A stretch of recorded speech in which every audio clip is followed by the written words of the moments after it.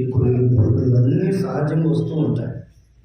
ఇవి వస్తున్నప్పుడు మనకు కనిపిస్తూ ఉంటుంది, ఎందుకా నాకు ఈ జీవితం, ఏం చేయడానికా నాకు ఈ జీవితం, అసలు బ్రతుకుండే ఇక్కడ చచ్చిపోవడం కదా మంచిది, ఈ నిందలు, ఈ బాధలు, ఈ అవమానాలు, దిగులు, ఈ చింత, ఇవన్నీ నాకు ఎందుకంటారు అని మనిషి తనకు తాను కుంగిపోవడం ప్రారంభిస్తాడు. ఎంతగా కుంగిపోతాడంటే, ఒకసారి 2 మాటలు మీతో తెలియచేయడానికి వచ్చినాను. ఒకసారి చదవండి. యోబు గ్రంథము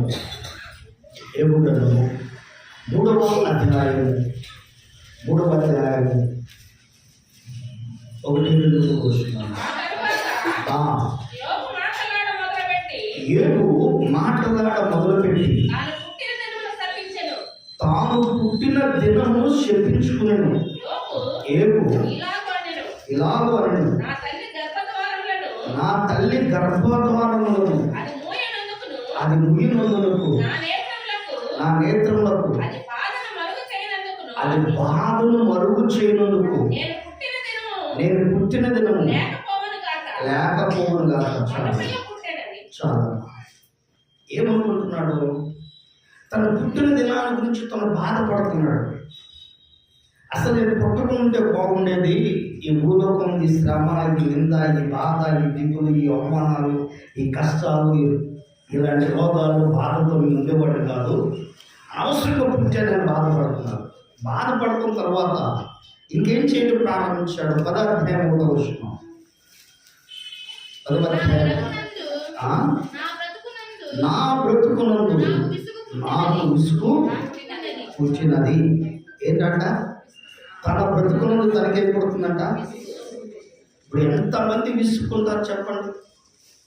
సమస్యలు తనకు తెలియకుండానే, తన ప్రమేయం లేకుండా కష్టాలు తన దగ్గరకు వస్తున్నప్పుడు, ఒంట్లో ఉన్న రోగం తగ్గకుండా కంటిన్యూగా అలాగే ప్రతిరోజు ఆ బాధను అనుభవిస్తున్నప్పుడు, మానసికంగా కుటుంబంలో మాట చెప్పేవాళ్ళు ఉండి కూడా వినకుండా ఇష్టానుసారంగా వారు ప్రవర్తిస్తున్నప్పుడు, లెక్క లేకుండా బిడలో ఇష్టానుసారంగా జీవిస్తున్నప్పుడు ఎంత భయంకరమైన వేసుకుంటుంది. ఎందుకే ఈ బ్రతుకు? దేవుడు ఎందుకోసమైనా ఉంచింది భూమి మీద? ఎందుకోసమైనా దేవుడు ఇంకా ఆయుష్ ఇచ్చింది? తీసుకుంటే పోలా? చాలామంది కనిపిస్తారు, కరోనా టైంలో నేను కూడా చచ్చిపోతే బాగుండేది, అందరితో పాటు వెళ్ళిపోయాడు, ఈ బాధలు, ఈ దిగులు, చింత, వేదన, ఈ మానసిక బాధ లేకుండా సరిపోయింది. గమనించండి. కానీ బైబిల్ ఏం సెలవిస్తుంది అంటే, దేవుడు ఈ దినాన్ని తెలియచేయవలసిన శ్రేష్టమైన మాట అంశము, శోధన కాలమందు నేను కాపాడలేదు. గమనించండి, శోధన కాలమందు నేను నిన్ను కాపాడలేదు. దేవుని మాటల వైపు మనసు పెడదాము. ప్రకటన గ్రంథము 3వ అధ్యాయం 10వ వచనం. దేవుడు తెలియచేయవలసిన మాట. ప్రకటన గ్రంథము 3వ అధ్యాయం 10వ వచనం. నీవు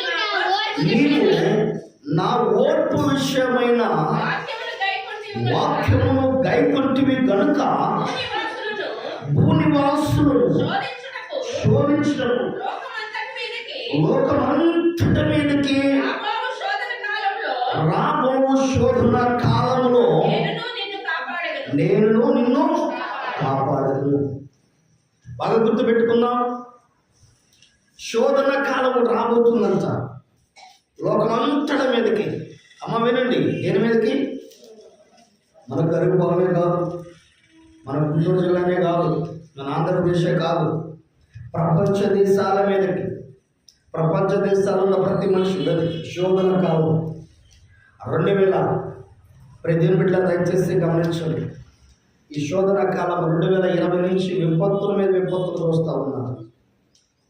ఆల్రెడీ నేను 2020 చెప్పాను, 10 సంవత్సరాల శోధన కాలం. 2030 వరకు మనశ్శాంతి ఉండదు, నెమ్మది ఉండదు, సంతోషం ఉండదు, దిగులు, చింతతో బతకడం తప్ప అంతకు చేయలేదు. ఈ విషయంలో సంతోషంగా ఉన్నానంటే ఆవిరైపోయింది ఆ సంతోషం. అర్థమైందా? ఈ విషయం హ్యాపీ అనుకుంటే చాలు, 5 నిమిషాలు 10 నిమిషాలు సంతోషం, మళ్ళీ తర్వాతగా 1 2 గంటలకు శోభమే వేదన. ప్రతి బిడ్డ అలాంటి కాలంలో మనం బ్రతుకుచున్నాం, అలాంటి దినాల్లో బ్రతుకుచున్నాం. బైబిల్ అంటున్నాడు, శోధన కాలం ముందు నేను కాపాడతా. శోధన నీ దగ్గర రంగాల్నే చాలా మంది ఏమనుకుంటారంటే అసలు పుట్టకుంటే బాగుంది అనుకుంటారు. శోధన తన దగ్గర రంగాల్నే చాలా మంది ఏం చేస్తారు, ఇసుకుపడటం ప్రారంభిస్తారు, తనకు తాను అసహించుకోవడం ప్రారంభిస్తారు, తనకు తాను నిందించుకోవడం ప్రారంభిస్తారు, తనకు తాను తక్కువ చేసుకోవడం ప్రారంభిస్తారు, తనకు తాను శపించుకోవడం ప్రారంభిస్తారు. శోధన నీ దగ్గరకు వచ్చినప్పుడు నేను శపించుకోవద్దు. ఏవో ఆ పని చేయాల, తనకు తాను శపించుకోవాలా, తనకు తాను నాశనాన్ని కోరుకోవాలా. చాలామంది నాశనాన్ని కోరుకుంటారు, శపించుకుంటారు, తన బ్రతుకును తానే అసహించుకుంటారు. ఎప్పుడు నీ బ్రతుకును అసహించుకోవద్దు. ఎప్పుడు తన బ్రతుకును తను అసహించుకోవాలి. ఏపు కలిగిన శోధనలో, ఏపు కలిగిన బాధలో చాలా మంది ఏపు కంటే ఎక్కువ కష్టాలు పడుతున్నారండి, ఏపు కంటే ఎక్కువ శోధన అనిపిస్తున్నారండి, ఏపు కంటే ఎక్కువ బాధలు అనిపిస్తున్నారండి, ఏపు కంటే ఎక్కువ ఇబ్బంది పడుతున్నానని అంటారు. ఏం పడుతున్నాను అనుకోండి, ఇబ్బంది దెబ్బ మీద దెబ్బ, దెబ్బ మీద దెబ్బ పడితే ఎలా ఉంటుందో తెలుసా? ఎంతట్లో ఇనుమైనా సరే సాగిపోవాల్సిందే. అర్థమైందా? ఎంతట్లో ఇనుమైనా సరే సాగిపోయింది తెలుసా మీకు? కొలిములో పెట్టిన తర్వాత ఇనుమును బయటికి తీసి సుత్తుతో దెబ్బ మీద దెబ్బ కొడుతూ ఉంటే ఎంతలో ఉన్న ఇనుపు ముక్క కూడా బద్దలా మారిపోయింది. ఏపు జీవితం అలాంటిది. నీ కలిగితో కూడా నీ కొడుకు వల్లే శోధన కావచ్చు, నీ కలిగితో కూడా నీ భర్త వల్లే కలగవచ్చు, నీ కలిగితో కూడా నీ భార్య వల్ల కలగవచ్చు, ఒకవేళ నీకు కలిగితే నీకు బంధువుల వల్ల కలగవచ్చు, ఒకవేళ నీకు కలిగితే నీ సమాజంలో చుట్టుపక్కల వాళ్ళ వల్ల కలగవచ్చు. ఒక రకమైన శోధనను భరించలేకపోతున్నాం, ఒక రకమైన ఇబ్బందులను తట్టుకోలేకపోతున్నాం. కానీ ఏవో 6 రకాలైన శోధనలో పడ్డాడు. 7వ కీడు కలిగినను దేవుడు నన్ను కాపాడుతాడు అంటున్నాడు. ఏవో 6 రకాలు అనిపించాడు. ఎట్ ఎ టైము ఒకేసారి తనకు వార్త వినబడుతుందంట. అయ్యా 10 మంది పిల్లలు చనిపోయారని వార్త వినంగానే మరొకడు వచ్చాడు. అయ్యా మనకు నాస్తంతా దోసుకుపోయారయ్యా. మరొకడు వచ్చాడు, అయ్యా మొత్తం కాలిపోయినాయి అయ్యా. మరొకడు వచ్చాడు, అయ్యా మొత్తము నాశనమైపోయినాయి అయ్యా. అయ్యా గొడ్లు చచ్చిపోయినాయి అయ్యా, అయ్యా పశువులను చచ్చిపోయి. ఇట్లా వార్త మీద వార్త వినబడుతున్నప్పుడు తన పరిస్థితి ఎలా ఉంటుంది? ఒక క్రైస్తవుడుగా, క్రీస్తుని కలిగిన వ్యక్తిగా ప్రభులో ఉంటున్న నీ జీవితంలో నీకు ఎదురవుతున్న ఒక సమస్యని నువ్వు తట్టుకోలేక దాని నిమిత్తమై నిందించుకొని, దూషించుకొని చెయ్యి బ్రతుకెందుకో అని నిన్ను నువ్వు అసహించుకుంటూ జీవితం గడిపితే అది ఉత్తమమైందా? ఎవరికి లేవు కష్టాలు, ఎవరికి లేవు శ్రమలు, ఎవరికి లేవు బాధలు, ఎవరికి లేవు ఇబ్బందులు. ప్రపంచ దేశాల్లో నువ్వు ఒక్కదానివే కాదు, ప్రపంచ దేశంలో ప్రతి వారు పడాల్సిందే. ఎవరి పరిధిలో వారు నిందించబడాలి, ఎవరి పరిధిలో వారు దీవించబడాలి, ఎవరి పరిధిలో వారు హెచ్చించబడాలి, ఎవరి పరిధిలో వారు కష్టపడాలి. ప్రతి సందర్భం ఒకలాగానే ఉంచుడు దేవుడు. ఒకరోజు నీ దేవుడు నేను హెచ్చించడం, ఒకరోజు మన దేవుడు తగ్గిస్తాడు. ఒకరోజు దేవుడిని తగ్గించడం, ఒకరోజు దేవుడు మనల్ని హెచ్చిస్తాడు. అప్ అండ్ డౌన్ ఉండేది లైఫ్ అనేది. ఇప్పుడు బ్యాలెన్స్డ్గా ఎప్పుడు ఉండదు. బ్యాలెన్స్డ్ ఎవరు చేసుకోవాలి తెలుసా? మనిషే చేసుకోవాలి. హెచ్చిపోయినప్పుడు ఒకలాగా, తగ్గిపోయినప్పుడు ఒకలాగా కాదు. అది బ్యాలెన్స్డ్గా లైఫ్ని గడపాల్సింది ఎవరు? మనిషి. కానీ దేవుడు ఒకరిని హెచ్చించును, ఒకరిని తగ్గించును. అది దేవుడు చేసే పని. ఒకవేళ నేను హెచ్చించే సందర్భం వచ్చిందా, నీ బ్యాలెన్స్ లైఫ్ను గడుపు. నేను హెచ్చిపోయినాను మాకు. ఒకవేళ తగ్గించే సమయం వచ్చిందా, నేను తగ్గిపోయానని చెప్పేసి పిల్లలాగా మాకు. నీ బ్యాలెన్స్ లైఫ్లో ఉండు. శోధన కాలం, ఈ శోధన కాలం అనేది చాలా మంది అంటారు, దేవుడు నన్ను శోధించాడయ్యా, దేవుడు నన్ను శోధించాడు, ఆయనే నన్ను శోధించకపోతే అంటారు. ఇప్పుడు దేవుడు బిడ్డగా బైబిల్ సెలవిస్తుంది. ఒకసారి చదవండి. యాకోబు రాసిన పత్రిక 1వ అధ్యాయము 13వ వచనం చదవండి. 13వ వచనం. దేవుడు కీడు విషయమై శోధింపబడనేరడు. ఆయన ఎవరిని శోధింపడు కనుక, ఎవడైనా శోధింపబడినప్పుడు దేని చేత శోధన ఎవరి ద్వారా వస్తుంది తెలుసా? చదవండి. ప్రతివాడును తన స్వకీయమైన దురాశ చేత ఈడవబడి మరల కొలవబడిన వాడే ఏం చేస్తున్నాడంటమ్మా? ఇప్పుడు శోధన ఎందుకు వస్తుంది? అసలు శోధించేది ఎవరు తెలుసా? ఒకసారి ఇప్పుడు చదవండి ప్రకటన గ్రంథము 2వ అధ్యాయం 10వ వచనం. ఇదిగో మీరు శోధింపబడినట్లు అపవాది మీలో కొందరిని చెరలో వేయింపబోచున్నాడు. 10 దినములు శ్రమ కలుగును, మరణము వాడికి ఎలా ఉండాలంట? కొన్నిసార్లు శోధన నీ దగ్గర తీసుకొస్తాడు. ఇప్పుడు దురాశ నీలోకి వచ్చింది. శోధన కొన్నిసార్లు నీ దగ్గర తీసుకొచ్చిన దురాశ నీ దగ్గరకు వచ్చింది. ఈ దురాశ ఏం చేస్తుంది తెలుసా? దురాశ అంటే అర్థం ఏంటి? దురాశ దూరం ఆశగారు దురాశ అంటే అర్థం ఏంటి?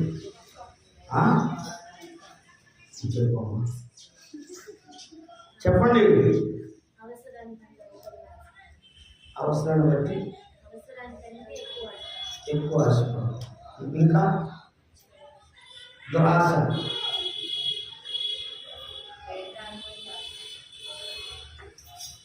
లేవా ఆశ ఉందా? దురాశ అంటే దురాశ దుఃఖానికి అర్థపాటు. ఓకే, దురాశ అంటే అర్థం ఏంటంటే పక్కనోడి కంటే మనమే బాగున్నాం. ఒకవేళ పక్కనోడు 10 రూపాయలు తీసుకున్న ఆ 10 రూపాయలు కూడా నాకే కావాలి. పక్కనోడు బాగుపడకూడదు, నేనే బాగుపడాలి. పక్కనోడి కంటే నా పేరే బాగుండాలి, పక్కనోడి కంటే నేనే ఉండాలి. ఇది దురాశ. అంటే ఈ దురాశ ఏం చేస్తుందంట? ఈ దురాశ వలన ఏడవబడుతున్నాడట మనిషి. ఎప్పుడైనా ఒకటి గుర్తుపెట్టుకోండి, నేను బాగుండాలి అనుకోవడం తప్పులేదు, కానీ పక్కనోడి కంటే నేనే బాగుండాలి అనుకోవడమే అర్థమైంది. రాత్రికాలంలో చోటుకి వెళ్దాము, పాస్టర్ గారు బిషప్ గారిని తీసుకుని ప్రాంతానికి వెళ్ళాము. అక్కడికి వెళ్ళి మాట్లాడుతున్నప్పుడు ఆయన వేరే వాళ్ళతో మాట్లాడుతున్నాడు. ఓ చక్కటి మాట ఆయన ఇస్తున్నాడు. ఏమంటున్నాడు తెలుసా? అయ్యా నేను మనసులో ఒకటి అనుకుంటానయ్యా అన్నాడు. ఏంటి అన్నాడు. అక్కడ వేరే ఆయన ఏం లేదు, అందరూ బాగుండాలి, అందరూ నేను ఉండాలన్నాడు ఆయన. అందరూ బాగుండాలి, అందరూ మాత్రం ఉండాలన్నాడు. ఎందుకని కొటేషన్ రాస్తారు, అందరూ బాగుండాలి, నథింగ్ బట్ అస్సలు ఉండవు. బాగా ఎప్పుడైనా గుర్తొస్తావు, బాగున్నప్పుడు ఎప్పుడు గుర్తురావు. అర్థమైందండి? అందరూ బాగుంటారు, గుర్తొస్తారు. చెప్పండి, ఎవరు గుర్తుపెట్టుకుంటారా? ఎప్పుడు గుర్తుపెట్టుకుంటారు? ఎక్కువ శాతం మనుషుల్ని 3 సందర్భాలు గుర్తుపెట్టుకుంటారు. మనుషుల్ని బాగా గుర్తుపెట్టుకుంటారు. మనుషులు గుర్తుపెట్టుకునే సందర్భాలు, ఒకటి, ఆ మనిషిని మర్చిపోకుండా ఎప్పుడైనా సరే నేను మర్చిపోకుండా ఉండాలంటే నువ్వు పని చేయాలి. ఏం చేయాలి చెప్పండి?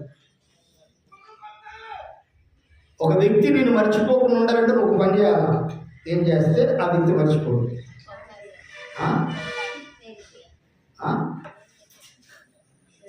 కీడు చేయాలా? ఏం చేయాలా? కీడు చేయాలా? మేలు చేసిన వాడు తొందరగా మర్చిపోతాడు, కీడు చేసిన వాడు లైఫ్లో మర్చిపోడు. అర్థమైందండి? నష్టపరుచుకున్న వాడు మర్చిపోడు. ఎప్పుడుదాకా గుర్తుపెట్టుకుంటారు? కొత్తగా పెళ్ళైందంట, అత్తగారింటికి వెళ్ళాడు. వెళ్తే ఇతనికేం బాగా ఆహారం తినే అలవాటు ఉంది. కానీ అక్కడికి వెళ్తే వాళ్ళు ఏమన్నా అంటారేమోనని మొహమాట పడి ప్రతిదీ వేసిందల్లా అత్తయ్య నాకు అంట ప్రారంభించాడు. పెట్టిందల్లా నాకు వద్దంటున్నాడు. ఆ పెట్టిందల్లా నాకు వద్దంటున్నాడని చెప్పేసి ఇక వెళ్ళినప్పుడల్లా ఇంత అన్నం పెట్టడం, ఇంత కూర వేయటము, ఇంత అన్నం పెట్టడం, ఇంత కూర వేయటం పెట్టేసి ఎవరైనా వచ్చి ఏంటమ్మా అస్సలు మారుడు అంతకంటే ఎక్కువ తినడానికి అంట ప్రారంభించిందంట. తిన్నప్పుడు పెళ్ళే 30 సంవత్సరాలు అయినా సరే కుర్రోడికి ఏం గుర్తొచ్చింది? ఇప్పుడు మొదలు ఎందుకంటే అర్థమైందా? బట్టలు పెట్టిన గుర్తురావు, బంగారం పెట్టిన గుర్తురావు, ఇంకా ఏం పెట్టిన గుర్తురావు. ఏం గుర్తొచ్చింది? మొదలు ఎందుకంటే ఎక్కువ తినండి. అంటే ఒక వ్యక్తిని మర్చిపోకుండా ఉండాలంటే ఏం చేయాలా? బాగా గుర్తుపెట్టుకో. కీడు చేసిన ఎప్పుడు మర్చిపోరు, మేలు చేసిన మర్చిపోతారు. అర్థమైందా? కనుక ఇక్కడ దురాశ ఏం చేస్తుందంటే 7వ బడి అదేం చేయడం ప్రారంభించింది? తన స్వకీయ దురాశ వలన, స్వకీయ దురాశ తనంతడు తానే. ఈ రోజున ప్రియ సహోదరి సోదరులారా, శోధన నీ దగ్గర రావడానికి ఒకటి కారణం నీవే. నీ ఆలోచనలే, నీ తలంపులే, నీ ఉద్దేశాలు. సమాజం ఏమైపోతున్నాయంటే, ఒకవేళ దాన్ని ఉద్ధరించాలి, బాగు చేయాలంటే ఒక క్రైస్తవుడిగా, ఒక విశ్వాసిగా నువ్వు చేయవలసిన పని ఏంటి తెలుసా? 2 చేతులు పైకెత్తి కన్నీరు కార్చాలి దేవుని సన్నిధిలో. ఈ రోజున 2 చేతులు పైకెత్తి కన్నీరు కార్చే క్రైస్తవుడు దొరకట్లా. 2 చేతులు పైకెత్తి కన్నీరు కార్చి దేవుని సన్నిధిలో కనిపెట్టుకుని ప్రార్థించే క్రైస్తవుడు దొరకట్లా. అందరూ బర్ణబాలు దొరుకుతున్నారు. అర్థమైందా? అందరూ ఎవరు దొరుకుతున్నారు? బర్మా అంటే ఎవరు? ఆయన ఎవరు మా తెలియదు అంటావా? అసలు ఆ పేరు మా ఊరు ఏం లేదయ్యా, మా ఊరు ఈ ఊరు పేరు ఆ పేరు తెలవలేదు. నీ ఊరిలో బర్మా గురించి చెప్పలేదు. బైబిల్ ఒక ఆయన ఉన్నాడు, ఆయనకి పేరు పెట్టబడిన పేరు తెలుసా? నక్సలైట్, తిరుగుబాటుదారి. అర్థమైందా? ఈయన అంటాడు వచ్చి యేసు దగ్గరికి వచ్చి, నువ్వు నాతో చేయగలరు,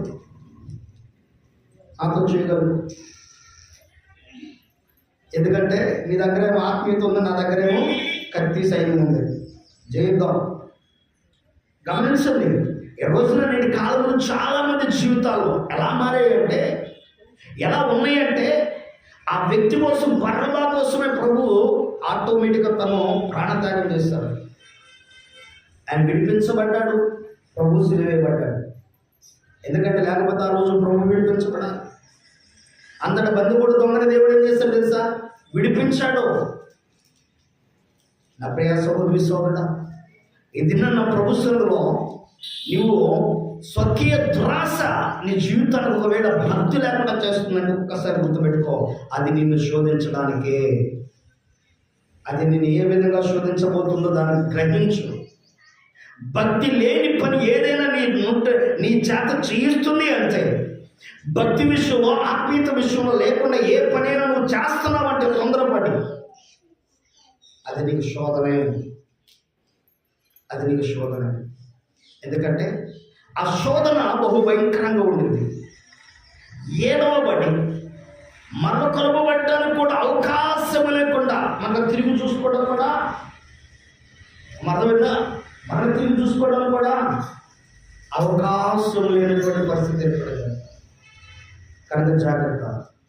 నువ్వు ఏదైనా సరే ఆత్మీయ సంబంధమైన విషయాల్లో ఒక క్రైస్తవునిగా ఉన్నప్పుడు, బాప్తిస్మం తీసుకుని ప్రభువుని కలిగి ఉన్నప్పుడు, ఆత్మ సంబంధమైన విషయాలు కాకుండా ఇంకా ఫర్దర్ ఏదైనా నీ దగ్గరకు వస్తున్నప్పుడు, అది ఒకవేళ అది శోధనని నువ్వు గ్రహించగలిగితే, అర్థం చేసుకోగలిగితే, దాని నుంచి నువ్వు ఏం చేయబడాలి? మరణ కొలబడాలి, దూరంగా వచ్చాను. లేదు నేను దానికి అంకితం అయిపోతానయ్యా, దాసురాలు అయిపోతాను చెప్పలేదు. అపవాది జల్లులో పెట్టి జల్లిస్తున్నప్పుడంట ఏమవుతారంట? కొందరు జారిపోతారు. ఆ జారిపోయే పరిస్థితుల్లో నీ జీవితం ఉందనుకో, యేసు ప్రభువుని బ్రతికినంత కాలం ఆయన నీ నోటితో స్మరించినా నిత్య నరకాగ్ని నీకు తప్పదు. ఈరోజు ఈ ఉదయకాల సమయం ఉంది, చలిలో మీరు వచ్చి కూర్చున్నారంటే కారణం దేనికి? నేను క్రైస్తవులని చెప్పుకోవడానికా? ఏమండి, దేనికి? చనిపోతే పరలోకం వెళ్ళాలని ఆశతో వచ్చాం. నేనైతే అంతేనండి, లోకంలో నేను తీసుకుపోయేది ఏమీ లేదు. అర్థమైంది? నాకంటూ ఉండగలిగి ఏముండవు. తల్లి గర్భం నుంచి ఎంత వచ్చాం అక్కడికి పోతామని చెప్పి ఎన్నోసార్లు విన్నాం. పోవడం తప్ప తీసుకుపోయేది. మరి మానవుడు తీసుకుపోయేటికి ఏమీ లేదు. ఎందుకంటే మనకి లోకం బ్రతికినంత కాలం సంతోషంగా బ్రతకడం, ఇతరులకు మేలుకరంగా ఉండటం, ఏది మంచి ఏది చెడు గ్రహించడం, హ్యాపీగా లైఫ్ గడిపేయడం. నువ్వు ఎప్పుడైతే శోధన కాలంలో నువ్వు ఉన్నావని గ్రహించి, ఇది శోధన కాలం కనుక ఈ శోధన కాలంలో నేను చేయకూడదు, స్వార్థంతో ఇప్పుడు ఆలోచించుకోకూడదు, దురాశతో ఇప్పుడు నేను ఉండకూడదు. ఉన్నదాన్ని బట్టి ప్రభుని స్తుతిస్తూ దేవుని కొరకు మనం బ్రతికి తెచ్చాలో. నా ప్రియ సహోదరి సోదరుడు, రెండవ విషయం అక్కడ చెప్తున్నా మాట, యాకోబు రాసిన పత్రిక. ఈ శోధన కాలంలో చక్కటి విషయాన్ని అక్కడ తెలియజేస్తూ ఉన్నాడు. ఒకసారి రెండో విషయాన్ని 16 విషయం ఒకసారి చదవండి. నా ప్రియ సహోదరులారా మోసపోకుడి. ఈ దురాశ ఏం చేస్తుందంట? గర్భము ధరిస్తుందంట. దురాశ ఏం చేస్తుంది? గర్భం ధరించి ఏం కంటుందంట? పాపాలు కంటుందంట. అలా కూర్చున్నారా? ఏం కంటుంది? పాపాలు. పాపమును కనుటకు ఈ దురాశ మనిషిని ఏం చేస్తుంది తెలుసా? మోసం చేస్తుంది. నీకు ఎవరు లేదు, లైఫ్ ఇదే. కానీ ఎందుకంటే ఇంక వేరే అవకాశం లేదు, ఎందుకంటే వేరే సోర్స్ లేదు. బ్రతకడానికి ఇదే సోర్స్ మీకు, డబ్బు సంపాదించడానికి ఇదే సోర్స్ మీకు, ఉన్నతంగా ఉండడానికి ఇదే సోర్స్ మీకు, వేరేది లేదు. అంటే అది ఏం చేస్తుంది? నేను మోసపరుస్తుంది. ఈ రోజున దేవుని బిడ్డ దయచేసి గమనించండి. ఒక చిన్న మాట మీతో పంచుకోవాలని కొంచెం పరిశుద్ధాత్మను గుర్తు చేస్తున్నాడు. ఇటువరకు ఒక ఆయన బార్ షాప్లో క్యాషియర్గా పనిచేసేవాడు. వాళ్ళ భార్య ఎలాగో ప్రభువును నమ్ముకుంది. తను కూడా మందిరానికి వెళ్ళడం ప్రారంభించాడు. ప్రభువును నమ్ముకున్న తర్వాత దశమ భాగం తీసుకోవడం ప్రారంభించాడు. సేవకుడు బాగుంది. పాస్టర్ గారికి వెన్నుముక్క నిలబడుతూ, సంఘంలో సపోర్ట్గా నిలబడుతూ, ప్రతి కార్యక్రమాలకు తోడుగా ఉండి, సేవకుడు ఏదడిగితే అది ఇవ్వడానికి ఇష్టపడుతున్నాడు, చేస్తూ ఉన్నాడు. ఒక రోజు తనకు అనిపించింది, ఓనర్కి తనకు గొడవ అవడం వల్ల ఓన్గా షాప్ పెట్టుకోవాలనిపించున్నాడు. ఏదైనా బిజినెస్ చేద్దామనిపించింది. అనుకుని సేవకుల దగ్గరికి వచ్చాయా, నేను ఏదైనా ఒక బిజినెస్ చేయాలనుకుంటున్నాను, కనుక ఆ బిజినెస్ తగిన షాప్ దొరకాలని, అన్ని విధాలుగా సహకారం కావాలని ప్రార్థన చేయాలి అన్న తర్వాత సేవకుడు ప్రార్థన చేశాడు. అయిపోయింది. ఈయన బిజినెస్ పెట్టుకుని షాపు రెడీ చేసుకుని, అయ్యగారు నేను షాప్ చూసుకున్నాను, బిజినెస్ పెట్టుకున్నాను. ఓకేనయ్యా పెట్టుకోవాలన్నాడు. ఈ సేవకుడు దేనికి అలవాటపడ్డాడంటే, ఆయన ఇచ్చే దశంభాగానికి అలవాటపడ్డాడు. నమ్మకస్తుడు, అడగంగానే ఇచ్చేస్తాడు. అయ్యా దశంభాగం మాత్రం మానమాలను అన్నాడు, కర్మఫలం మాత్రం మానదు అన్నాడు. ఈయన ఏదన్నా బిజినెస్ అన్నాడు కదని చెప్పేసి అనుకున్నారు. అయిపోయింది. ఊరు వెళ్ళిపోయాడు. ఆ రాజు షాప్ ఓపెన్ చేశాడు. ఆయనకి సేవకుడు లేడు, ఫోన్లో ప్రార్థన చేశాడు. అయిపోయింది. షాప్ ఓపెన్ అయిపోయింది. వారం తర్వాత అడిగాడు, అయ్యా ఏంటి ప్రథమఫలం కాలేదు అన్నాడు. ఐదారు తెస్తానన్నాడు. తీసుకొచ్చాడు. 4 కేసులు తీసుకొచ్చి ఇంట్లో పెట్టాడు. ఏం తెచ్చాడమ్మా? 4 కేసులు తీసుకొచ్చి ఇంట్లో పెట్టాడు. 4 కేసులు మామూలుగా ప్యాక్ చేస్తున్నాయి. ప్యాక్ ఓపెన్ ఏంటయ్యా అన్నాడు. ఐదారు ప్రథమఫలం 4 కేసులు తెచ్చాను. కేసులు ఏంటయ్యా అన్నాడు. ఐదారు నేను పెట్టింది బార్ షాప్ ఎందుకు? ఇప్పుడు పాస్టర్ గారు ఏం చేయాలా? 4 కేసులు తీసుకుని 50 అనుకోవాలా? ఏం చేయాలా? లేకుండా ఎవరికైనా ఇవ్వాలా? ఇప్పుడు ఈయన బిజినెస్ ఏంటి? ఈయన మార్పు చెందాడు, బయటకు వెళ్ళాడు. మార్పు చెంది బయటకు వెళ్ళిన వ్యక్తి మరలా ఏ బిజినెస్ సేవకుడు కూడా అడగల, నువ్వు ఏ బిజినెస్ చేస్తున్నావయ్యా, ఏం చేస్తున్నావు అడగల. ఆయన చెప్పాలా, నేను బాగా బిజినెస్ చేస్తున్నాను. ఇప్పుడు పాస్టర్ గారికి ఏం చేయాలో అర్థం కాదు.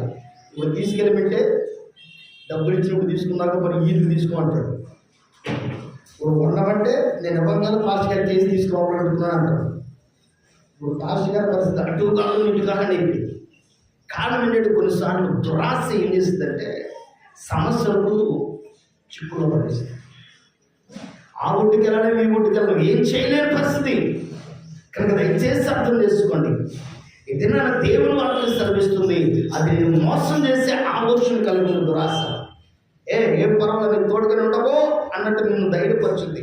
నీ అంతటా నీకే భరోసా ఇచ్చుద్ది.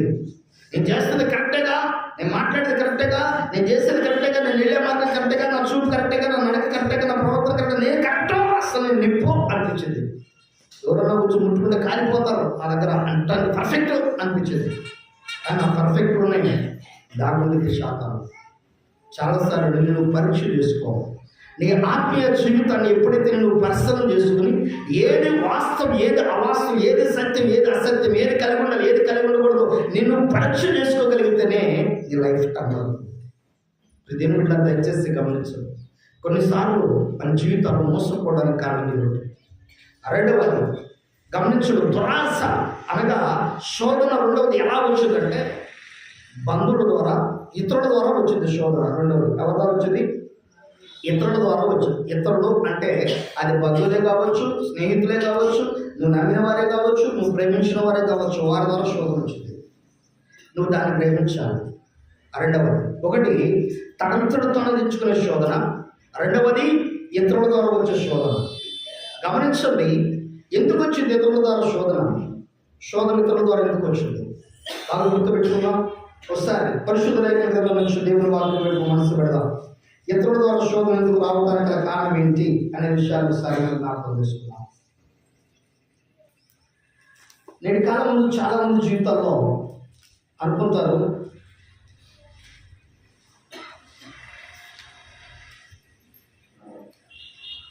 నేను ఎవరిని నష్టపరచలేదు, నేను ఎవరికి హాని చేయలేదు, నేను ఎవరిని ఇబ్బంది పెట్టలేదు, నాకు ఎవరు శత్రువులు లేరు అని అనుకుంటాం. భక్తులు పెట్టుకోండి. శత్రువులు ఎప్పుడు తయారవుతారు చెప్పడమా? శత్రువులు ఎప్పుడు తయారవుతారు చెప్పండి, కాస్త మర్మాలు బయట పెట్టండి. శత్రువులు ఎప్పుడు తయారవుతారు? అసలు మా ఊరిలో రెండు మా అందరం మీ మిత్రులు అంటారు. శత్రువులు ఎప్పుడు తయారవుతారు? ఇప్పుడు చెప్పాలి, ఎందుకంటే అందరూ మిత్రులు కాదు. దేవుడు మిత్రులుగా నుంచి కాక, శత్రువులుగా చేసిన ప్రతి కీడు తొలగించిన కాక. ఓకేనా? ఇప్పుడు నేను శత్రువులు ఎందుకంటే ఇంటికి మరమాన్ని చెప్పగా కనుక చదవండి పరిశుద్ధ లేఖన గ్రంథం నుంచి ఆదికాండము 37వ అధ్యాయం. ఆదికాండము 37వ అధ్యాయం 4వ వచనం. అతని సహోదరులు తమ తండ్రి అతనిని తన అందరికంటే ఎక్కువగా ప్రేమించుట చూసినప్పుడు వారు అతని మీద పగబట్టి శత్రు స్వభావం కలిగి. గమనించండి, శత్రువులు ఎప్పుడవుతారు? ఇప్పుడు చెప్పండి. ఒక ఇంట్లోనే ఒక తల్లి పుట్టినోళ్ళకి శత్రుత్వం ఉంది. ఎట్లుంది చెప్పండి? పక్కన వదిలేదు, బయట సంగతి. ఒక ఇంట్లోనే ఒక తల్లి పుట్టినోళ్ళకి శత్రుత్వం అంటుంది. అబ్బా, ఎంత ఒక మరణం పెట్టేది. అన్నీ ఆడికే చేసేది. ఆడపిల్ల నేను ఉన్నానే పచ్చగా ముచ్చగా మనం చూద్దామని అసలు ఇదేం లేదు. కొడుకని కొడుకే పెడతా ఉంటారు ఇంట్లో. ఇప్పుడు ఆటగా చూడగానే ఎక్కింది పైకి ఎక్కిద్దన్నమాట. నీకైతే నువ్వు 10 రూపాయలు ప్యాంట్ షర్ట్, నాకు 3 రూపాయలు మొహం కొట్టేది. అంటే ప్రేమ ఎక్కడైతే ఉండేది అక్కడ శత్రువుతో స్టార్ట్ అయ్యింది. అర్థమైందా? శోధన ఇతరుల ద్వారా ఎలా వచ్చింది అంటే, ఇప్పుడు అక్కడ 10,000 రూపాయలు వీళ్ళు కొట్టించారు. నీకు పెళ్లి చేసేటప్పుడు 10,000 రూపాయలు పొట్ట చేతి పెట్టాలి కదా. అక్కడ 10,000 రూపాయలు వీళ్ళు పొట్ట చేతి పెడతారు. కానీ పొట్టుబాటు నాకు పెడతారు. అడిగి పెట్టాలి. నీకు పంపించేటప్పుడు ఆడపిల్లగా నీకు సరిగించి పెట్టాలిగా. వాడు తెచ్చుకుంటాడు, నీకు ఊరికి పంపించాలి. అప్పుడు నాకు ఎందుకు ఇస్తాను ఇవ్వద్దు అంటారా? అన్నారా? అన్నారా? ఆ రోజు అనాల్సింది. ఇక్కడ మీరు ఇవ్వకూడదు. ఆ రోజున ఆడు పెట్టేద్దాము, ఈ రోజు నాకు ఇవ్వద్దు అంటారా? అంటారా? ఏంటన్నా మరి మా అత్తోడి ఇంటికి వెళ్తే ఈ మధ్యన ఒక అమ్మాయి పెట్టి చూపించింది. వెళ్తే అమ్మాయి వాడు నాన్న అనిద్ది, నాన్న నేను మా అత్తగారి ఇంటికి వెళ్తే అక్కడ నన్ను చీప్గా చూస్తారు. నువ్వు తక్కువ ఇస్తే బాగాదే అనుకున్నావు, తక్కువ ఇవ్వకూడదు. అవసరం తప్పు చేసినా సరే ఘనంగా ఉండాలా. రేపు ఫలానా వాళ్ళ అమ్మాయి ఇచ్చింది అంటే కట్నం ఎంత తెచ్చిందని చెప్పుకోవాలా నా గురించి. ఏం చేస్తానో తెలియదు. అమ్మో అనుకున్నాను. ఎవరైనా తల్లిదండ్రులకు క్షేమం కోరేవాళ్ళు చూసా ఈ రోజులు అప్డేట్ అయిపోయారు. తల్లిదండ్రులకు క్షేమం కాదు, వీళ్ళు నెంబర్ 1 అనిపించుకోవాలంట అక్కడికి వెళ్తే అత్తగారికి. కనుక ప్రేమించబడితే చాలు శత్రుత్వం స్టార్ట్ అయ్యింది, శోధన స్టార్ట్ అయింది. వీళ్ళ మనస్సులో ఒక రకమైన శోధన, అనగా ఇరుగు పొరుగు వారి నుంచి శోధన ఎలా స్టార్ట్ అవుతుందంటే ప్రేమించబడితే. రెండవది శత్రుత్వం ఎలా స్టార్ట్ అయింది అనే విషయాన్ని అదే అధ్యాయంలో ప్రతినిధులుగా ఒకసారి రెండో విషయాన్ని కూడా జ్ఞాపకం చేసుకున్నాం.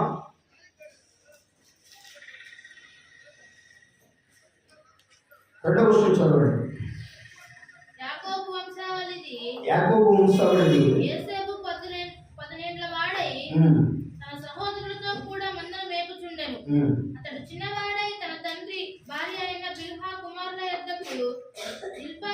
యొద్దకు ఉండెను. అప్పుడు యోసేపు వారి చెడుతనమును కూర్చిన సమాచారము వారి తండ్రి యొద్దకు తెచ్చుచుండువాడు. చాలు, ఏం చెప్పబడంట? చెడుతనం. వీళ్ళు తప్పు చేస్తున్నారు అని చెప్తే చాలు, ఆటోమేటిక్ ఏమైపడింది? శత్రుత్వం. ఈ రోజున ప్రతిన బిడ్డరా, దొంగోడులా అంటే వాడికి కోపం ఎక్కువ. ఇప్పుడు అనుకోడు, చెప్తున్నాను, బాగా నేర్చుకోండి సైతం. అర్థమైందా? దొంగోడు ఇప్పుడు దొంగోడు అనుకోడు, ఎందుకంటే ఆడు కోపం. ఆడు చేసేవాడు ఆడు వచ్చేది ఆడు కోపం కదా. ఇది ఉదాహరణకు క్లర్క్ దగ్గరికి ఏమైనా క్లర్క్ అన్నాం, వాడికి ఎట్టుంది చెప్పండి, ఎట్టుండిద్ది? అసలు కోపం రాదు. అవునయ్యా, నీ క్లర్క్ని ఎట్లా సంతకం చేస్తా అంటారా? ఏమొచ్చిందండి? బీబీ అరకాల నుంచి నన్ను తిప్పిపోయింది. ఏంద్రా నన్ను క్లర్క్ అంటావా? కానీ దొంగడు ఇప్పుడు దొంగడు అనకూడదు. అందుకని మీతో అనేక మార్లు చెబుతున్నా, తప్పు చేసేవాళ్ళు ఎవరు ఉంటే వాడు తప్పు ఎత్తి చూపించుకో, వాడు మొహాన్ని చూపించకూడదు. అస్సలు వద్దు, నథింగ్ బాధ. వాడు తప్పు వాడికి తెలుసు, వాడు తప్పు చేస్తాడనే సంగతి వాడికి తెలుసు. ఎందుకంటే దొంగడు తినాలి పంట చూసుకుంటారు కాబట్టి, దొంగడు చూసుకుంటారు కాబట్టి అది ఏమనుకో మొహం ఇప్పుడు నలబడటం కాదు. మొహం నలబడటం అంటే అర్థమైందంటే దొంగతనం చేసినప్పుడు వాడు మొహంలో కనపడదు కళ. అదే తప్పు చేస్తున్నాడు మొహంలో కళ కనబడింది, చక్కటి కళ, భీతి కళ కనబడింది, భయంతో కూడిన కళ కనబడింది. ఎప్పుడు వస్తారా, ఏం కొట్టుకుంటారా, ఎప్పుడు వస్తారా, ఏం చూస్తారా. ఏదైనా తప్పు చేసిన చూడండి అమ్మా, 2 రోజుల వరకు మనశ్శాంతిలో నిద్రపడతారు, ప్రశాంతంగా ఉండలేరు. ఏ క్షణం ఏమైందో అదొక టెన్షన్. రాత్రి నిద్ర పట్టదు, సెల్ ఫోన్ చేతితో పట్టుకోవడం, ఏం చేయాలో అర్థం కాక నిద్ర పట్టక ఆ 2 రోజులు 3 రోజులు గడిచిన తర్వాత అమ్మయ్య అనుకుంటున్నాను తర్వాత. కనుక దయచేసి గమనించండి, దేవుని మాట, దేవుని వాక్యం సెలవిస్తుంది, శోధించబడటానికి, నీ బంధువుల యొక్క నుంచి శోధించబడడానికి రెండవ రీజన్ ఏంటంటే చెడుతనాన్ని చూపించడం. మూడవ రీజన్ ఏంటంటే, బాగా గుర్తుపెట్టుకోండి, నువ్వు శోధించబడటానికి అలా మూడవ రీజన్ ఏమిటి అంటే, వారి దగ్గర నుంచి వారికి చెందాల్సిన దాన్ని నువ్వు తీసుకోవడం వల్ల, వారికి దక్కాల్సిన వాటిని నువ్వు సొంతం చేసుకోవడం వల్ల ఆటోమేటిక్గా నీకు ఏమవుతారంటే వాడు శత్రుడుగా మాట్లాడు. ఒకసారి పరిశుద్ధ లేఖన గ్రంథం నుంచి దేవుని మాటలో మనసు పెడదాం, గమనించండి. ఆదికాండం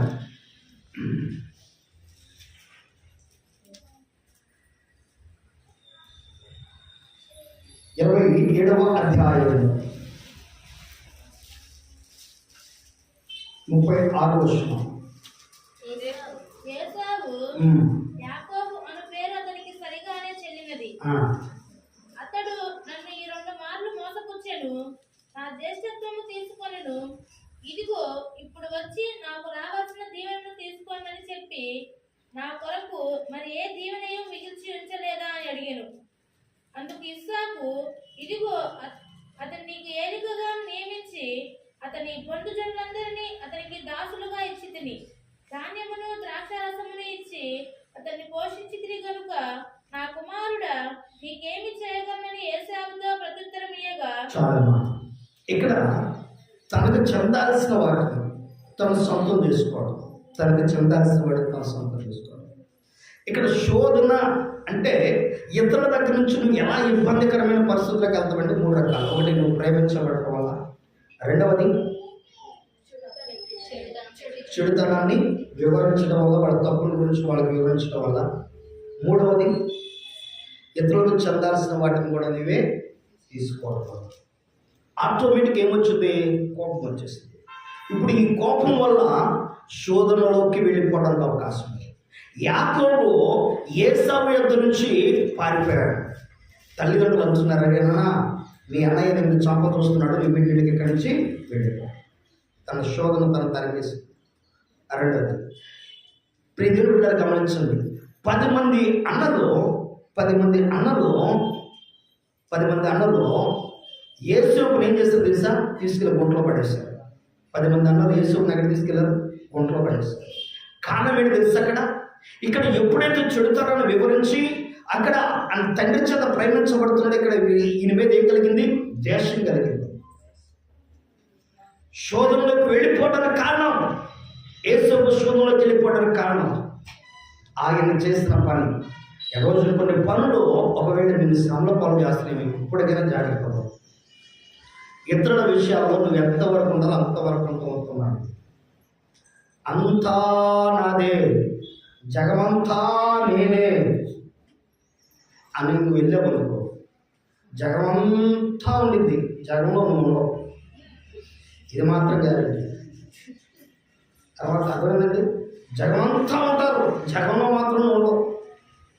ఎందుకంటే ఆడటం లేదు. దేవుని మాట సెలవిస్తుంది, శోధించబడినప్పుడు ఎలాంటి శోధనలు దగ్గరకు వస్తున్నాయో ఈ కాలంలో దయచేసి అర్థం చేసుకో. 4వ రకమైన శోధన కూడా ఉంది. ఇతరులు ఏం చేస్తారు తెలుసా? దెలీలా సంసోన్ని ఏం చేస్తుంది తెలుసా? ప్రేరేపించిందంట. ఆ ప్రేరణకు సంసోను తన బలాన్ని, తన రహస్యాన్ని చెప్పేశాడు. ఎప్పుడైతే చెప్పేశాడో వెంటనే క్షౌరం చేయించింది, ఫిలిష్తీయుల అప్పగించింది. ఇతరుల చేత శోధించబడే విధానంలో ప్రియమైన బిడ్డలు గమనించండి. ఇంకో 5వ రకమైన శోధన, ఇతరుల రకం నుంచి శోధించబడే విధానం ఏంటి తెలుసా? ప్రియమైన బిడ్డలు బహుభయంకరమైనది.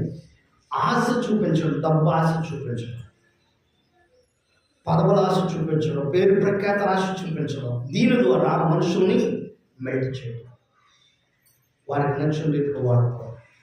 జాగ్రత్త. ఈ శోధనలో చిక్కినప్పుడు నీవు మాత్రమే కనపడతావు. బాగా గుర్తుపెట్టుకోండి, సినిమా తీసినప్పుడు డైరెక్టర్ చెప్పినట్టు చేస్తున్నాడు కాబట్టి హీరో పేరు తెచ్చుకుంటాడు. డైరెక్టర్ చెప్పినట్టు చేయకుండా నాకు నచ్చినట్టు చేస్తున్నాడు, ఎవరికి వచ్చింది పేరు? హీరోకి వచ్చిందా? ఇప్పుడు నేను డైరెక్షన్ చేసే వాళ్ళు ఎవరు ఉంటారో వాళ్ళ ద్వారా వాళ్ళు రారు బయటికి. ఎవరు వస్తారు? నేను హీరోని అనుకుని ఎవరైతే వస్తారో వాళ్ళు మాత్రం బయటకు వస్తారు, పబ్లిక్ కనబడతారు.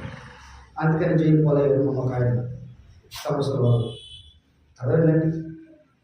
కనుక దయచేసి గమనించండి, ఇలాంటి రకాలైన శోధన నుంచి నువ్వు కాపాడుకోవడానికి ప్రయత్నించావు.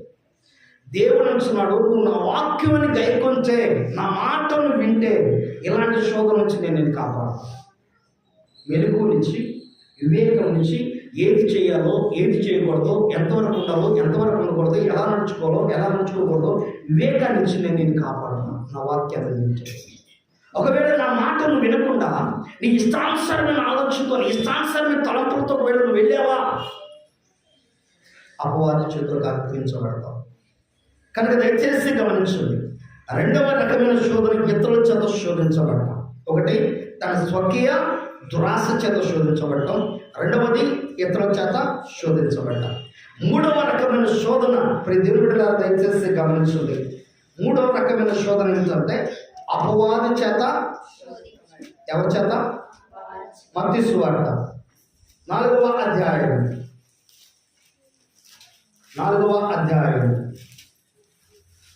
1, 2, 3 వచనాలు 14 చదువుదామా? అప్పుడు యేసు అపవాది చేత శోధింపబడుటకు ఆత్మ వలన. అమ్మా, ఇక్కడ ఒక మాట చాలా మంది చేసే క్వశ్చన్ ఏంటంటే, పరిశుద్ధాత్మతో నింపబడిన వాడు ఎందుకు శోధింపబడతాడు? పరిశుద్ధాత్మతో నింపబడిన వాడు ఎందుకు శోధింపబడతాడని ఒక క్వశ్చన్ వేస్తారు చాలా మంది. ఇక్కడ మరొకసారి మీరు చదివి నాకు క్లారిటీ ఇవ్వండి. అక్కడ మరలా విషయం చదవండి. అప్పుడు యేసు ఎవరి చేతంట? శోధింపబడుటకు. ఆత్మ వలన. ఎవరి వలన? అంటే పరిశుద్ధాత్మ ఎందుకు తీసుకెళ్ళడానికి? తీసుకెళ్ళకూడదు కదా. అపవాది చేత శోధించబడ్డాను పరిశుద్ధాత్ముడే తీసుకెళ్ళాడు అక్కడికి. ఎందుకు తీసుకెళ్ళాడు? మూడవ రకమైన శోధన అపవాది శోధన. ఈ అపవాది శోధనలో ఉన్నప్పుడు ఒకవేళ నువ్వు పరిశుద్ధాత్మతో నింపబడితే ఎలా ఉంటుంది అంటానికి నిదర్శనం చెప్తున్నా. ఒకవేళ పరిశుద్ధాత్మతో నింపబడకపోతే ఎలా ఉంటుంది, శోధన కాలము ఎలా ఉంటుంది అంటానికి మీకు ఒక నిదర్శనం. పరిశుద్ధాత్మ దేవుడు నిన్ను పరిపూర్ణ పరిశుద్ధాత్మతో నింపబడి ఉంటే అపవాది నిన్ను శోధించడానికి తీసుకువెళ్ళింది అనుకోండి, ఈ శోధన కాలం ముందు నువ్వు ధైర్యంగా నిలబడతావు, వాక్యం ద్వారా దాన్ని ఎదిరిస్తావు, వాక్యం ద్వారా దాన్ని జీవిస్తావు.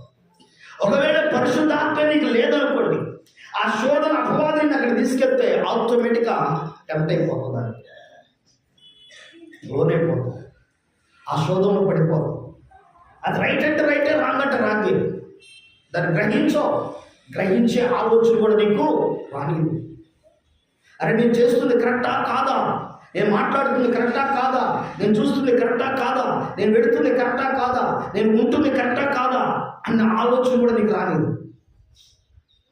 కారణం ఏంటి తెలుసా? అపవాది నిన్ను శోధించడానికి తీసుకెడుతుంది. తెలియదు, బలించేంతవరకు కొరికి తెలియదంట. ఊరేగిస్తుంటేనంట ఓహో గంతులేయడం ప్రారంభిస్తుందంట. ఊరేగిస్తుంటే గంతులేస్తుందంట, ఓ గంతులేస్తుందంట. ఓ సన్నాయి వాయిద్యాలు వాయించుకుంటూ తీసుకెళ్తున్న గంతుల మీద గంతులేస్తుందంట. అందరు ఎగురుతుంటే చప్పలు కొడుతూ నీకు కూడా ఎగురుతుందంట. ఆడ పడుకోబెట్టి 2 కళ్ళ మధ్య మెడకాయ పెడితే అప్పుడు అర్థమైందంట, ఈంద్ర 2 కళ్ళు కట్టేసి 2 కళ్ళ మధ్య మెడకాయ పెట్టారు అనుకుంటుందంట. ఈలో కత్తెత్తి కొట్టేసాగా తెలియదంట. అయిపోయిన తర్వాత అయిపోయింది పరిస్థితి. అట్లా అపవాది శోధన. దేవుని జనాంగంగా దయచేసి గమనించండి. దేవుని యొక్క సన్నిధిలో ఒక ఆత్మీయంగా ఎదుగుతున్న నీ జీవితంలో శోధన నీ దగ్గరికి ఎలా వస్తుందో నువ్వు గ్రహించగలగాలి. గ్రహించాలంటే వాక్యానుసారమైన జీవితాన్ని కలిగి ఉండాలి. బైబిల్ ఏం చెబుతుంది, దేవుడు ఏం చెబుతున్నాడు, ఎలా ఉండమంటున్నాడు, ఎలా బ్రతకమంటున్నాడు, ఎలా జీవించమంటున్నాడు, ఇది నువ్వు నేర్చుకుంటే చాలు. క్రైస్తవ్యంలో ఈ పాఠాలను నువ్వు నేర్చుకుంటే చాలు. ఇది నేర్చుకుంటే గొప్ప స్థానాలను సంపాదించుకుంటావు, గొప్ప జీవితాలను కలిగి ఉంటావు.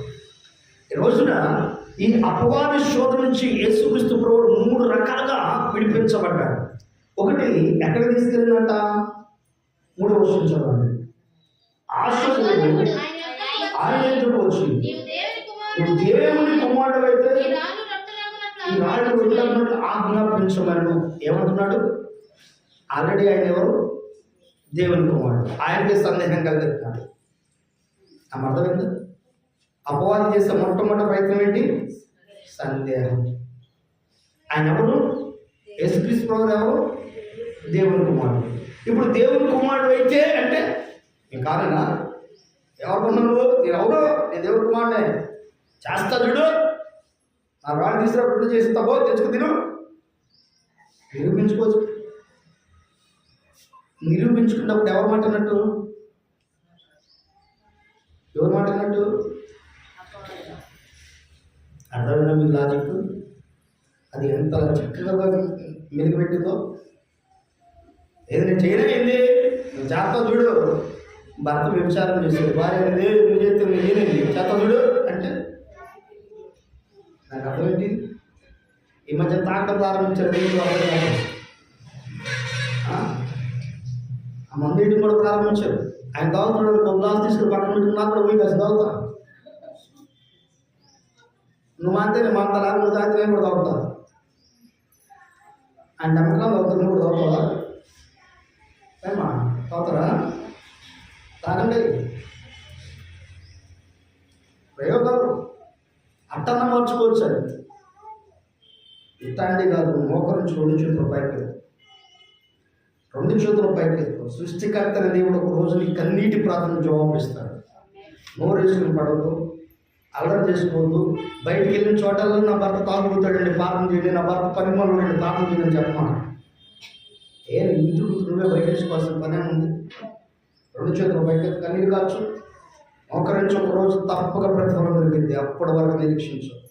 నీ నిరీక్షణ గొప్పది, దేవుడు చూస్తాడంటే.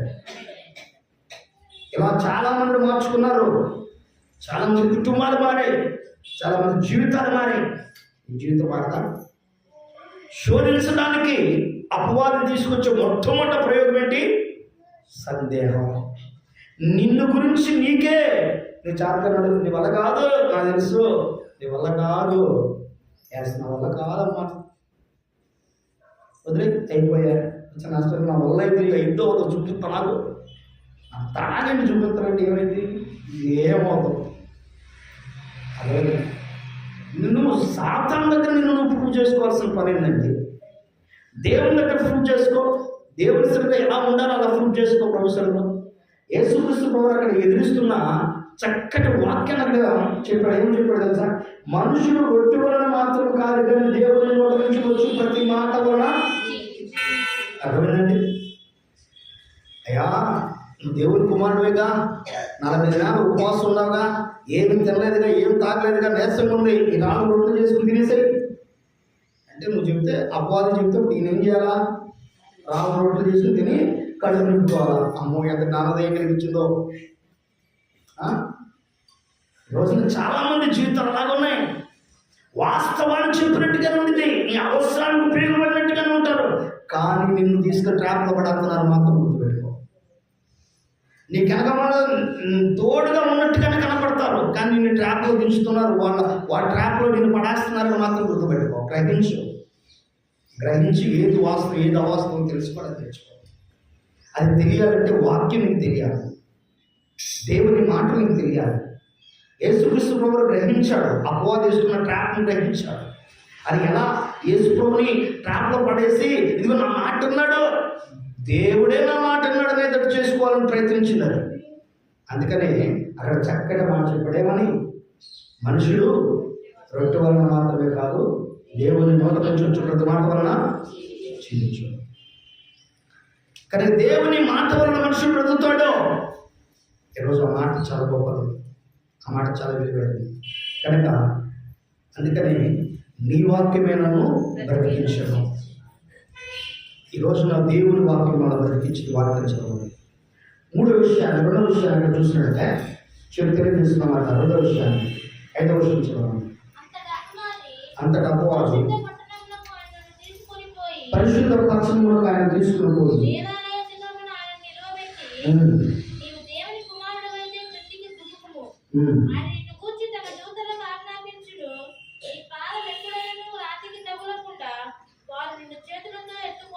చాలా ఏంటంట, దేవుని కుమారుడు అయితే నువ్వు క్రిందికి.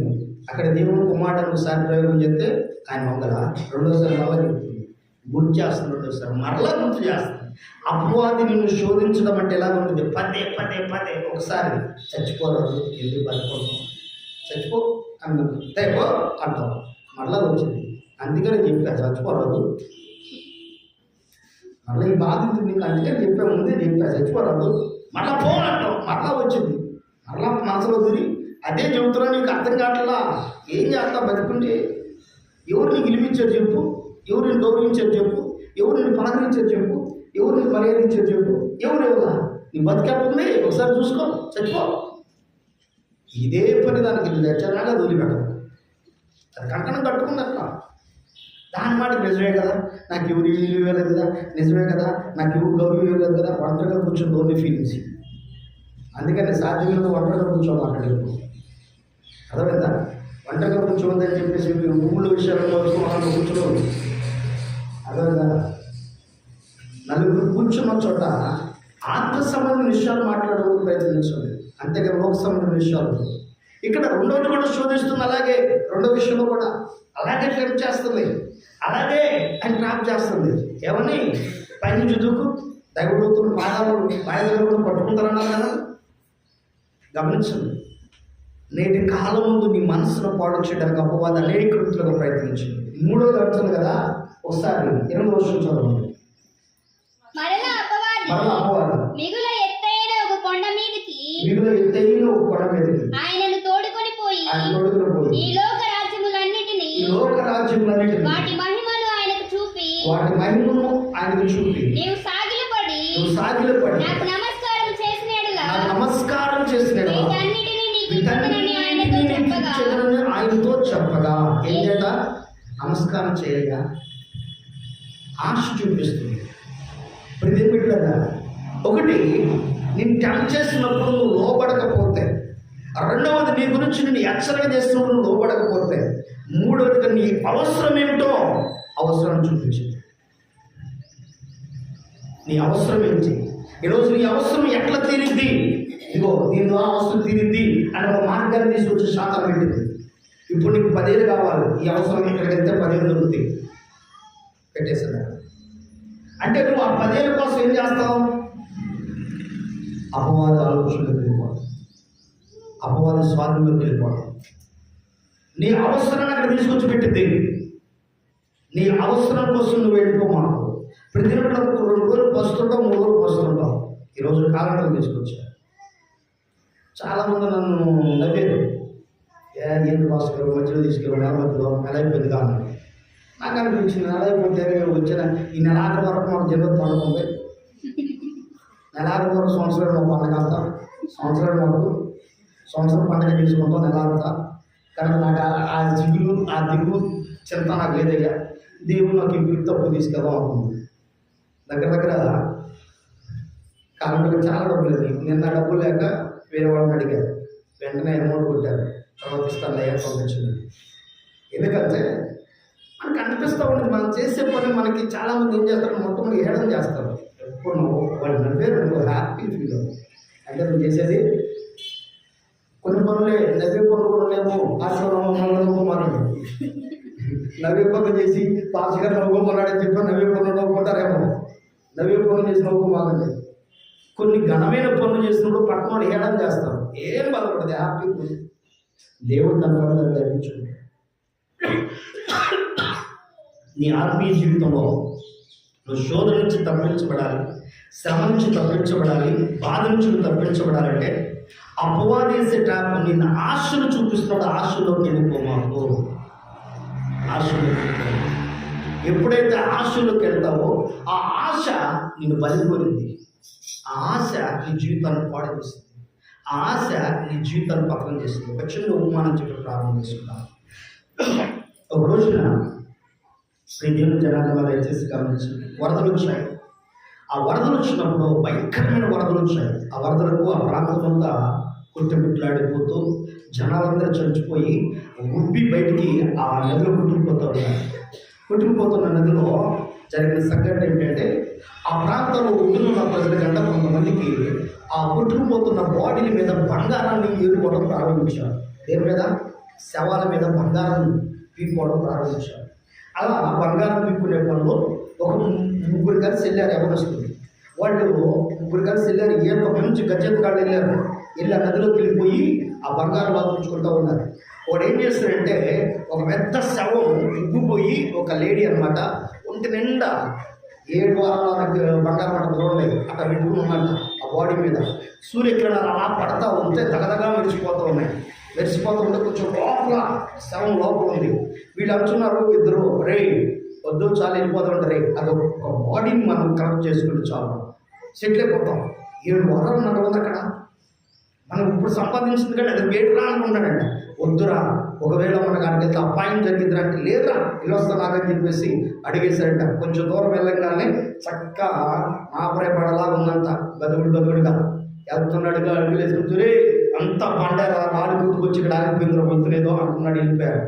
అది వెళ్ళిపోయిన దగ్గరికి వెళ్ళిన తర్వాత ఆ బాడీని కొట్టుకుని కొంచెం బాడీ పక్కకి వెళ్ళిందంట. అది జరిగిందంటే ఈ ఎలంగానే బాడీ పక్క జరిగితే కాలు ఏదో పైకి లేపేసాడు. అంతే, ముసలి నోట్లో కాలు పడింది. ఇప్పుడు దాకా నడిచింది దేని మీద? ముసలి మీద నడిచింది. ఆ ముసలి నోట్లో కాలు పడింది. కాలు పడంగానే అది ఎదిరియటం ప్రారంభించేసరికి మనోడు పైకి కిందకి కింగరాలు తగ్గడం ప్రారంభించేశారు. కారణం ఏంటి? ఆశ కొన్నిసార్లు మీ ప్రాణాన్ని తీసుకుంది. లోకంలో ఒక పాట రాశాడు లోకంలో, ఆశ పడుకుని చెల్లెమ్మ దేనికోసం? కనుక గమనించింది, మన జీవితాల్లో ఆశ కలిగి ఉండాలి. ఆశలన్నీ నీ మీదని తీర్చవా ప్రభు, ఆశలన్నీ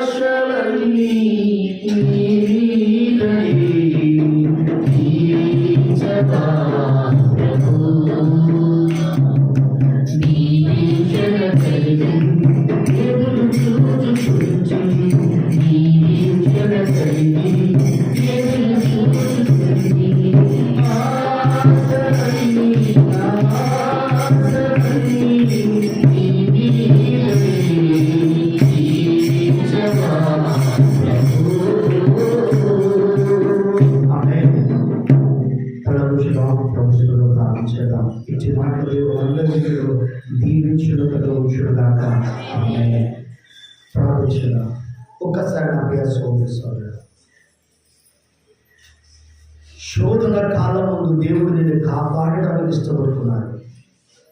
ఈ భయంకరమైన శోధన కాలము, శోధన ఎలా వస్తుందో 3 రకాలైన విషయాలు ఈ దినాన దేవుడు మాట్లాడేదా. ఈ 3 రకాలైన శోధనలో ఒకటి స్వకీయ దురాశ వలన, రెండవది ఇతరుల వలన, మూడవది అపవాది వలన. నువ్వు శోధించబడుతున్నప్పుడు ఈ శోధన కాలం ముందు నిన్ను నువ్వు కాపాడుకోకపోతే, నిన్ను నువ్వు భద్ర చేసుకోకపోతే, నిన్ను నువ్వు సంరక్షించుకోకపోతే ఎవరు నేను కాపాడలేదు. అపవాది చేతులు నువ్వు చిక్కే కంటే, అపవాదికి స్వాధీనంలోకి నువ్వు వెళ్ళే కంటే దేవుని వైపు నీ మనస్సు పెట్టడం ఉత్తమమైంది కదా. దేవుని వైపు ఆలోచన పెట్టి నడుచుకోవడం ఉత్తమమైంది కదా. కనుక గమనించు, ఏది వాస్తవం, ఏది అవాస్తవం, ఏది సత్యం, ఏది అసత్యమో దేవుడు నీకు తెలియజేస్తున్నాడు. తెలియజేయడం మాటలు మేము మనసు పెట్టి ప్రార్థించడం. పరిశుద్ధమైన దేవా, శోధన కాలం ముందు నన్ను నేను కాపాడుకుంటూ నీ వాక్యము నన్ను ఎంతకాలం భద్రపరుస్తుంది. 5 దినాలు నేను విన్నానయ్యా, రాబో శోధన కాలం ముందు నేను నిన్ను కాపాడాలి అంటే నా నిమిత్తము నా ఓర్పు విషయమైన వాక్యము గైకుంటున్న కనుక రాబో శోధన కాలం ముందు నేను కాపాడతాను. వాక్యాన్ని గైకున్న వారిని దేవుడు కాపాడుతానంటున్నాడు. వీటన్నిటి నుంచి దేవుడు నిన్ను కాపాడతాడు. వీటన్నిటి పరిస్థితుల నుంచి దేవుడు నిన్ను కాపాడతాడు. నేను విడిపించే దేవుడు, నేను సంరక్షించే దేవుడు, నీకు క్షేమాన్ని నివసించే ప్రారంభించాడు.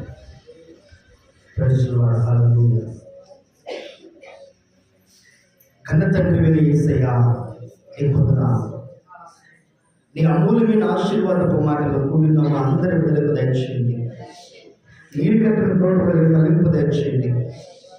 రాబో శోధన కాలం ముందు నా ఆత్మీయులైన వారిని అయా వాక్యమునకు లోబడి నీ ఓర్పు విషయమైన వాక్యాన్ని గైకొనేవారుగా మమ్మల్ని ఏ రీతిగా అయితే సిద్ధపరిచి బలపరిచి వాడుకుంటున్నారో నడిపిస్తున్నారని నా ఆత్మీయ బిడ్డలందరూ మీరు నడిపించండి. ప్రతి వారు నీ వాక్యానికి లోబడి నీ చిత్త ప్రకారమే, నీ ఉద్దేశ ప్రకారమే, శ్రమ అయినా కష్టమైన శోధనైనా ఏదైనా నీ కొరకు జీవించే జీవితాన్ని ప్రతి బిడ్డగా దయచేయండి. మేరడితో తృప్తిపరచండి. బలమైన సాధనాలుగా, బలిష్టమైన పాత్రలుగా బిడ్డలు నిలబెట్టండి అయ్యా. సకల సమృద్ధిని, జీవాన్ని, ఆశీర్వాదాన్ని, ఆత్మీయతను, అభివృద్ధిని దయచేయండి. ప్రతి గలిబి నుంచి విడుదల కలిగించండి. ఆయన ఓ జీవ క్రీడాన్ని సంపాదించుకుని యోగ్యకరమైన జీవితాన్ని ప్రతి బిడ్డకు దయచేసి మేరడితో నడిపించమని యేసునామములో నడుచున్నాము తండ్రి. ఆమేన్.